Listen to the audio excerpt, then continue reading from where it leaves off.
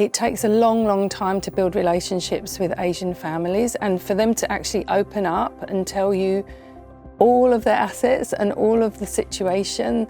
They like to keep things to themselves. If there's any issues in the family, it takes a long time for them to trust a third party. Hello and welcome to the FT Studios in London for the latest episode of PWM Family Matters. Joining us today from Singapore is Elisa Hart, CEO and founder of Legacy Wealth Advisors. Elizabeth, it's a pleasure to have you with us. Thank you very much. It's a pleasure to be here. Elizabeth, with wealth and people moving more globally than ever, do you see succession planning becoming a greater priority for Asian families? Millionaire migration is now at unprecedentedly high levels, with millionaire families relocating, either obtaining citizenship or residency in different countries. This huge amount of $84 trillion changing hands over the next 20 years is what's predicted. And this means that's often a pivot point for families to think about relocating or the next generation doing things differently. So it's really important that Asian families think about succession planning. It's often still in first generation or second generation, so they have a lot to learn, and are starting to become a lot more aware of it now. How has this change in family dynamics affected the way advisors need to support families? I think the whole succession planning business has become more complex. You've got increasing regulation in the industry, the moving landscapes of which countries are attracting people and which countries are, making their jurisdiction less attractive. You've also got complex family needs now. It's very common to have family members being spread across, say, 3 or 4 different countries, and maybe assets across 3 or 4 different jurisdictions. So that means as an advisor, you need to be not only multidisciplined across maybe wealth and succession and other areas, but also multi-jurisdictional. You can't just now go to one advisor, may only deal with the advice from that particular country. So you need to look at things much more holistically now. And how do cultural values such as privacy and tradition influence succession planning in Asia? It's quite common in Asia to have a patriarch or matriarch making the decisions. And that works fairly well while it's the first generation. The second generation, when it comes to them, that's often they're the ones that are pushing and asking advisors about succession planning. I think privacy is another challenge as well, because it takes a long time to build relationships with Asian families, and for them to actually open up and tell you all of their assets and all of the situation. They like to keep things to themselves. If there's any issues in the family, it takes a long time for them to trust a third party to actually help them. But sometimes that's the thing exactly that they need, to bring in an external advisor that can actually facilitate those delicate conversations without that emotion that comes with having family members discussing things amongst themselves. So. Younger generations in Asia are increasingly educated overseas. So how do older generations respond to the global outlook of younger family members? I've seen families where it's worked quite well, because each of the second generation has been given a different part of the business to manage. And they've brought all that international perspective with them, and that's worked really nicely. But I've also seen other cases where a second generation has left the financial services industry as a professional and actually joined the family, but then not be empowered to make decisions. So it's just led to frustration and some tensions. And this is why having family discussions and meetings is so important, because it's the trust between the family members, but also, and the patriarch or matriarch having the confidence in that generation, but also choosing the right person for the right role.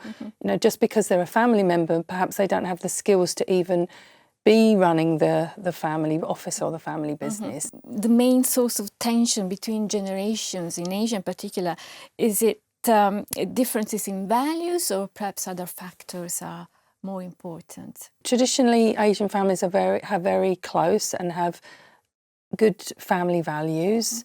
So I don't necessarily see that it's a values thing, perhaps more a different perspective, the old way of doing things. But what I have learned is that any family that has any issues, and every family has issues, if you add any amount of money to it, it just makes it so much worse.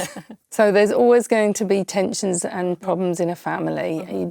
What I try and do is get there before there's any problems that really erupt and help them with the family harmony before you get to dispute lawyers and things like this. For families that are more reserved or reluctant to talk openly, what's the best approach to begin those sensitive conversations? We launched a family wellness program. The whole purpose of this was to enhance family relationships and support the well-being of family members. And it actually has two approaches. The first part is family discussions, and this really creates a forum to have an open dialogue about how does our family want to do things, and that's super helpful. But actually what I find is even more impactful, and I really think of it as our secret sauce, because then I do one-to-one coaching with each family member in all aspects of well-being. So it could be about their mindset, their physical health, their emotions, their spiritual growth, and often it's about relationships. So what I find is I can often really delve into what the actual issue is on a one-to-one, and that helps me come back to the family group and facilitate the discussion and steer it in the right way by really understanding each person's perspective. Wealth is not just about money. If you look at the word wealth, the origins of that word actually come from the meaning of abundance and well-being. So if we redefine wealth as actually being having an abundance in all areas of your well-being, having abundance of wealth, yes, but also being physically wealthy and a healthy, wealthy mindset, and your emotions being wealthy in that, and your relationships being wealthy in your relationships. I honestly feel like I found the missing piece of what I've tried to do for clients all these years. We've seen a rapid rise in family offices across Asia, particularly in Singapore. Would you say that they are becoming more structured and professional, perhaps also as a result of tighter regulations, or do they still operate through personal relationships? Singapore has been a growing hub for family offices. In fact, Singapore has been proactive in actually attracting high net worth individuals to set up family offices, and they've been hugely successful. It's grown now to over 2,000 single family offices at the end of 2024. The MAS has actually been incrementally increasing the restrictions on what is required, with the aim of making them more long-term, more robust, more professional. So they're really encouraging families to have assets in Singapore, have a private bank in Singapore, deploy assets and invest in Singapore rather than just being liquid assets that can move away quite quickly. And one thing I found really interesting recently was I had a couple of families approach me asking about family constitution. When they do their annual return to the regulator, one of the questions is, do you have a family constitution? So they felt like, well, perhaps we should look into that so that we can next time can tick yes instead of no. I think at the moment there's a mix, but it's definitely moving in that direction. Many private banks claim to offer a holistic service to wealthy families, family offices, including succession and governance support. You've worked at major banks during your career. In your experience, how well do they deliver on that? The banks, some of them have actually broadened their definition and not just looking after the assets, they're actually addressing succession planning, which is really good to see. I haven't seen anybody yet doing the wellness piece as well. You've seen a lot of senior advisors moving out of banks to become independent. And the reason for that is really just to provide independent advice without conflicts of interest. So I think the banks are on the right track, but it's just a very slow transition.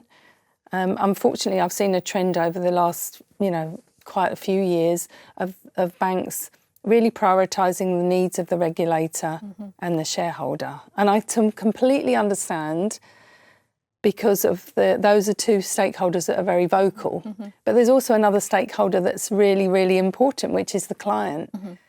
And so I think there's a lot of advisors like myself that just just wanted to follow a calling. I just wanted to follow a calling to put the clients back to the centre of what we do and just keep adding value. So the more forward-looking banks have seen this trend and they're actually setting up designated desks to deal with independent advisors. So I think that trend will continue. So why do you think family harmony, family well-being aren't being addressed by banks' advisors? The bankers are trained to sell investments. If they are thinking more holistically, they might be thinking about succession planning.